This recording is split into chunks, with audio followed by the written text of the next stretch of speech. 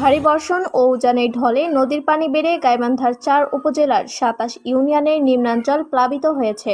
পানিবন্দী হয়ে পড়েছে প্রায় ৩০,০০০ পরিবার। নিম্নাঞ্চল প্লাবিত হওয়ায় নদী তীরবর্তী ৮০ শিক্ষা প্রতিষ্ঠানে পাঠদান বন্ধ ঘোষণা করা হয়েছে। এদিকে জেলায় ১৮১ আশ্রয়কেন্দ্র খোলা হয়েছে। ফুলছড়ি উপজেলার ব্রহ্মপুত্র নদের পানি বিপদসীমার ৮৮ সেন্টিমিটার উপরে, হুমকিতে সাঘাটা উপজেলার উল্লা গ্রামের বন্যা নিয়ন্ত্রণ ওয়াফদাবাদ।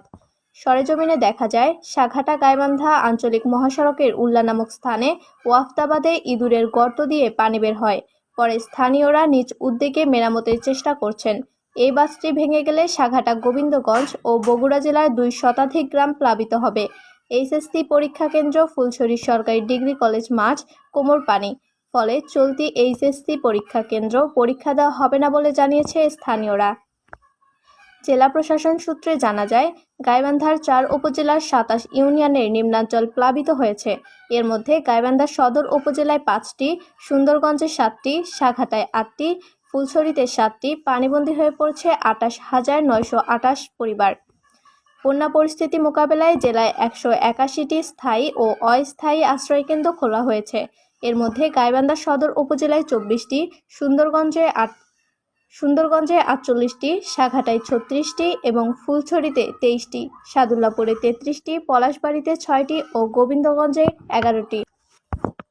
পানির অবস্থা আরো মনে করেন 3 থেকে 4 মিনিট 3 থেকে 4 ইঞ্চি উঠলে প্রায় আর কি নিচতলা আর কি হয়ে যাবে।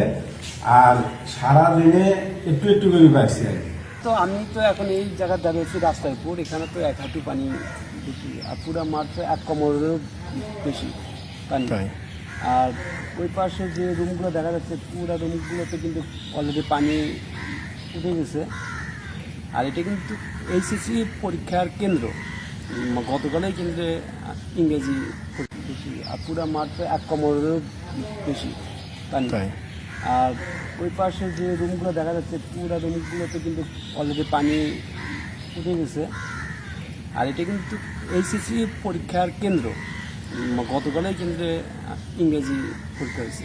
গাইবান্ধা জেলা ত্রাণ কর্মকর্তা জুয়েল মিয়া বলে, বন্যা কবলিত ৪ উপজেলায় এ পর্যন্ত জেলা প্রশাসন ৩,০৫০ প্যাকেট শুকনো খাবার, ১৬৫ মেট্রিক টন চাল বরাদ্দ দিয়েছে। এসব বিতরণ শুরু হয়েছে। পানিবন্দীদের উদ্ধারের জন্য নৌকা, স্পিডবোট প্রস্তুত রাখা হয়েছে। উদ্ধার কার্যক্রম চলছে। জেলা ও উপজেলায় নিয়ন্ত্রণ কক্ষ খোলা হয়েছে। ইউনিয়ন ভিত্তিক বন্যা আশ্রয়কেন্দ্র প্রস্তুত রয়েছে। প্রতিটি উপজেলায় মেডিকেল টিম, কৃষি টিম, স্বেচ্ছাসেবক টিম ও লাইভস্টক টিম গঠন করা হয়েছে। সুবর্ণা আশরাফিয়া, গাইবান্ধা।